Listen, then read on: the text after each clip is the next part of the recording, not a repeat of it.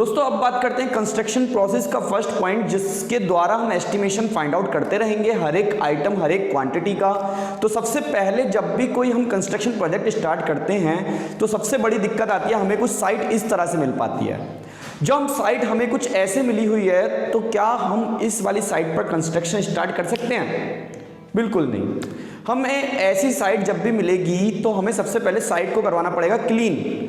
Site को clean क्यों करवाना पड़ेगा? क्योंकि इस साइट पर ना ही मेरे लेबर कोई काम कर पाएगी, ना ही मैं कुछ इस साइट पर काम कर सकता हूं। इस साइट को करवाएंगे हम क्लीन। साइट को क्लीन करवाने के लिए सबसे पहले मेरे पास मौजूद होना चाहिए प्लॉट का साइज। अब प्लॉट का साइज मिलेगा आपको अपनी सेंटर लाइन लेआउट वाली ड्राइंग से। ये सेंटर लाइन लेआउट वाली ड्राइंग में आप लोग ध्यान से देखेंगे कि कुछ डाटा गिवन है आप लोगों को। वो डाटा क्या है? वो डाटा गिवन है आपको 1100। ध्यान से देखेंगे, एक डाटा दिया गया है आपको, जैसे एक सेंटर लाइन लेआउट की ड्राइंग आपको दिख रही है, इसमें एक्स डायरेक्शन में एक डाटा गिवन है आपको और सेम वाई डायरेक्शन में भी आपको कुछ डाटा गिवन है। जो एक्स डायरेक्शन वाला डाटा है ये आपको लिखा हुआ है, इन सभी को यदि मैं ऐड कर दूं और वाई डायरेक्शन वाले डाटा को ऐड कर दूं तो मेरा निकल जाएगा टोटल प्लॉट का साइज। प्लॉट का साइज जैसा कि मुझे यहाँ पर पता चला कि मैंने जब एक्स डायरेक्शन और वाई डायरेक्शन को ऐड किया तो एक्स डायरेक्शन का डाटा आया 17.8 मीटर और वाई डायरेक्शन वाले डाटा का आया answer 12.499 metre, that is 12.5 metre. 12.5 metre मैंने उसको ऐड ऑफ कर लिया डाटा, ये हो गया मेरे प्लॉट का साइज। तो यहाँ पर मैं प्लॉट का साइज बनाता हूँ और देखते हैं आगे कि कैसे इसको सॉल्व आउट करेंगे हम।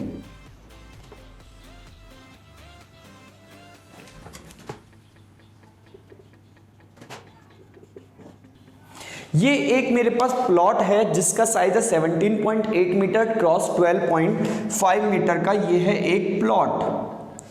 अब हमें करना है साइट क्लीनिंग। साइट क्लीनिंग करने के लिए जरा उससे पहले थोड़ी सी कहानी और समझते हैं। सबसे पहले ड्राइंग में जो हमें यहाँ पर बॉक्स दिखाई दिए हैं ये एक्सकावेशन की मार्किंग है। यहाँ पर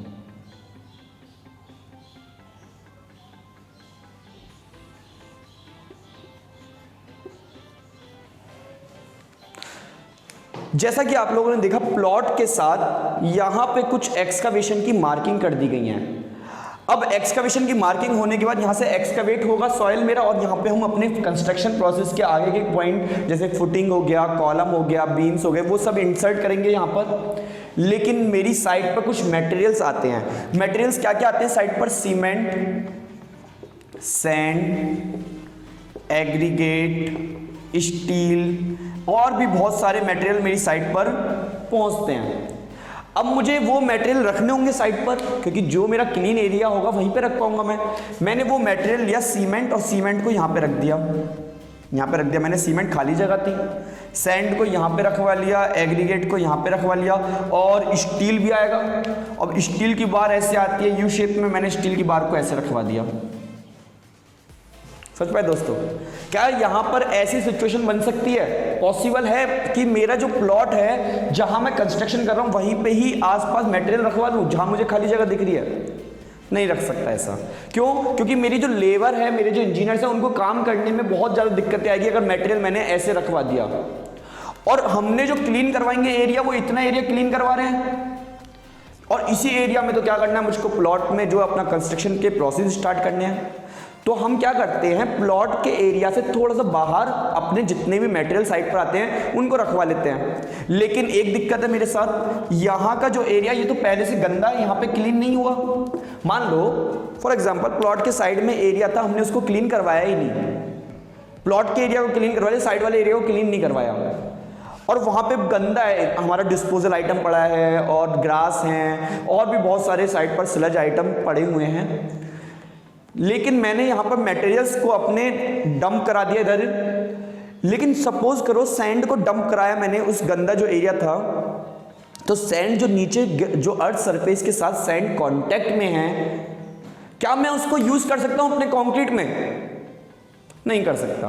फॉर एग्जांपल 1 लाख रुपए का सैंड मंगाया मैंने अपनी साइट पर और उसका 10% खराब हो गया सैंड मेरा, तो कितने का नुकसान हुआ? बिल्कुल 10,000 रुपए का नुकसान होगा मेरा। तो इसलिए जो आसपास का एरिया है मुझे प्लॉट के बाहर उसको भी क्लीन करवाना होता है। अब कितना क्लीन करवाएं? यहाँ पे जो क्लीन कराते हैं अपने गवर्नमेंट नॉर्म्स के अनुसार वो 1 मीटर हम एक्स्ट्रा यहाँ पे क्लीन करा सकते हैं। 1-1 मीटर हमने क्या करा दिया, एक्स्ट्रा क्लीन करा दिया। अब क्लीन कराने के बाद जो मेरा टोटल रिक्वायर्ड प्लॉट का एरिया रहेगा वो 17.8 नहीं रहेगा, वो एरिया कुछ एक्स्ट्रा हो जाएगा।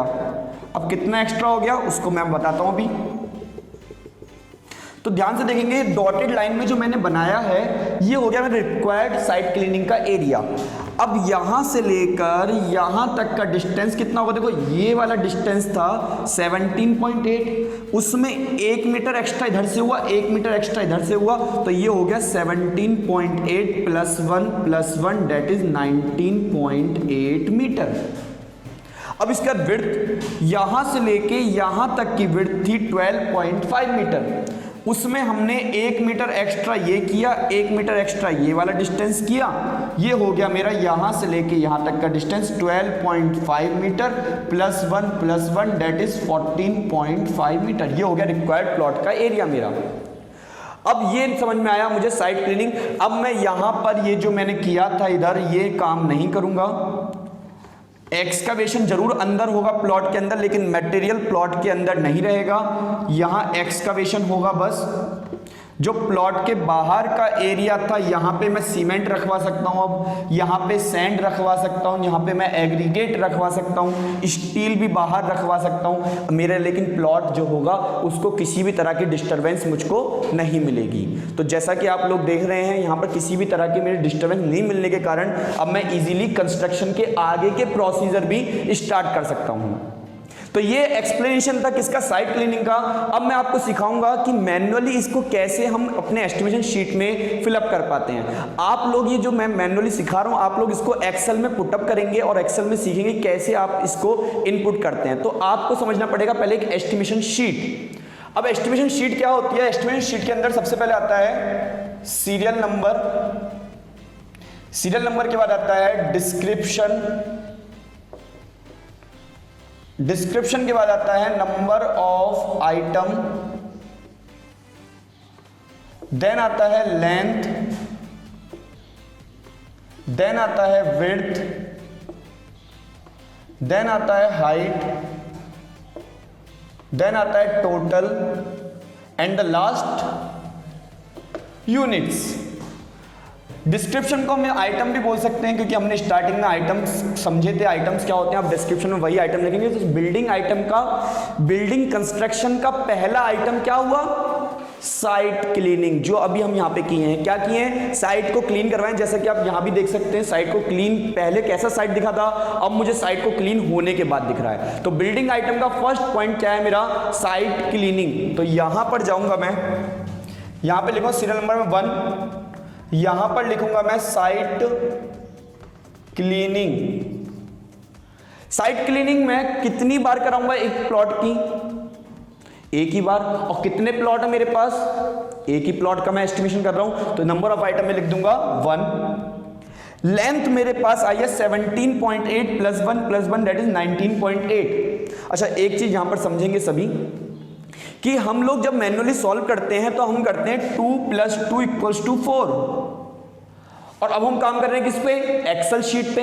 एक्सेल शीट में क्या होता है, हमें फॉर्मूला एक्टिवेट करना होता है। फॉर्मूला एक्टिवेट करने के लिए इक्वल्स टू पहले लिखना होता है, विदेन 2 + 2 लिखेंगे और एंटर कर देंगे तो आंसर आएगा 4। आंसर कितना आएगा, 4 आंसर आएगा। इक्वल्स टू पहले दबाना होगा। अब इसका फायदा क्या हुआ, देखो मान लो मैं आज आपका एस्टिमेशन चेक कर रहा हूं, या कोई गवर्नमेंट अधिकारी या कोई बैंक आइटम या आपका कोई भी आपका एस्टिमेशन चेक करेगा, तो एक्सेल शीट में होता है ऊपर फॉर्मूला बार, fx लिखा होता है, आगे एक इस तरह से एक सेल दी होती है, ये इसको कहते हैं फॉर्मूला बार। ये जो है दिख रहा है आपको, ये होगी फॉर्मूला बार। अब क्या होगा, आपका आंसर कितना आ गया, 4। लेकिन 4 कैसे आया, इस फॉर्मूला बार पे जब मैं जाके 4 पे क्लिक करूंगा एक बार, तो इस फॉर्मूला बार के अंदर क्या दिखेगा, इक्वल्स टू 2 + 2 ओरिजिनल वैल्यू। जैसे आपने इसमें फॉर्मूला लगाया वो फॉर्मूला बार में आपको शो करेगा जब आप 4 पर जो आंसर आया था उस पर क्लिक करेंगे। तो आप लोगों का काम भी है कि आप डायरेक्टली 19.8 ना लिखें, जो आपका एस्टिमेशन चेक कर रहा है उसको पता होना चाहिए कि आपने एक्स्ट्रा कितना लिया है आइटम। तो हम लोग क्या करेंगे, यहां पर लेंथ के अंदर इक्वल्स टू दबाएंगे, देन 17.8 + 1 + 1 लिखेंगे, कहां पर, लेंथ के अंदर।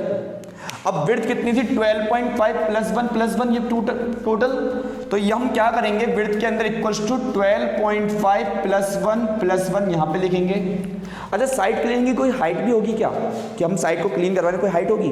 बस दो ही चीज होगी, लेंथ और दूसरा विड्थ। तो यहां पर कोई साइड क्लीनिंग में हाइट नहीं होगी हमारी। देन इसके बाद टोटल में क्या करें हम, देखो हमें अपने लिए काम ऐसा करना है कि किसी भी तरह से हमें अपने लिए काम ऐसा करना है कि किसी भी तरह से हमें काम ना करना पड़े, हम काम दे किसको, एक्सेल को इनपुट देते रहें, वो हमें आउटपुट देगा। अब ऐसा ना करें हम कैलसी यूज़ करें, इसके लिए साइंटिफिक कैलकुलेटर यूज़ करें, मोबाइल का कैलकुलेटर यूज़ करें, हमने अपने लिए आउटपुट नहीं निकाला। आउटपुट निकालना है तो एक्सेल को इनपुट देना होगा। अब एक्सेल को इनपुट देने के लिए आप क्या रहेंगे, क्या एक्सेल को इनपुट देने के लिए उससे कराओ उसकी मल्टीप्लाई। कैसे कराएंगे, टोटल के अंदर आपको दबाना पड़ेगा इक्वल्स टू, उसमें टोटल के अंदर क्या दबाना पड़ेगा, इक्वल्स टू। देन माउस का जो माउस होता है आपके पास लैपटॉप में, माउस का लेफ्ट क्लिक जो होती है, आपको क्लिक कराना है नंबर ऑफ आइटम, जो कि ये दिया हुआ है कितना 1, आपको इस पर जाकर क्लिक करवाना है। देन यहां पर मैंने दिया नंबर ऑफ आइटम पर, देन मल्टीप्लाई का साइन, देन आपको क्लिक कराना है लेंथ पर, तो आपने लेंथ पे क्लिक करा दिया। देन मल्टीप्लाई का साइन, देन क्लिक कराना है आपको किस पर, विड्थ पर, आपने विड्थ पे क्लिक कर दिया। अच्छा हाइट में तो कुछ है ही नहीं, तो हाइट पे क्लिक नहीं कराना और कर देना है आपको क्या, एंटर। एंटर करते ही क्या होगा, यहां पर आपका आंसर आ चुका होगा। तो आपने सारा काम किसको दे दिया, एक्सेल को, और एक्सेल ने आपके लिए क्या किया, काम को आसान। अच्छा अब जो आंसर निकलेगा किस में निकलेगा, इसकी यूनिट देखो metre, and this is also meter and meter, that is square meter, that is the unit of measurement, and mode of measurement is length into width is the mode of measurement, and this is unit of measurement in square meter। तो यहां खत्म हुआ हमारा first point जो कि था site cleaning. यहां पर साइट क्लीनिंग हम समझ पाए, इसको हम एंट्री करेंगे कहां पे, अपने एक्सेल शीट पर।